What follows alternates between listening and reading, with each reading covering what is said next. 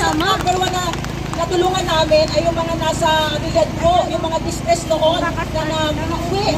Kami pang tumulong doon kasi, di ba, may mga distress tayong mga OFW.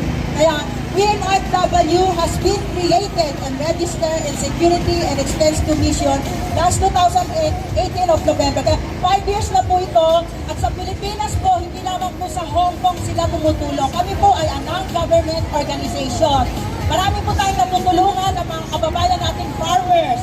Pag kayo po nasa probinsya, nakita niyo yung mga solar lights, kami din po yung mga tumutulong, yung mga kalsada natin patidilim, pinapaliwanag po. In behalf po of PNRFW yun. At saka meron din po tayong mga livelihood program para sa mga farmers, sa mga solo parents, sa mga LGBT, sa mga riders. At this December, meron po kami project na bazaar sa Pilipinas. Kaya po, for more details, para po malaman nyo ang mga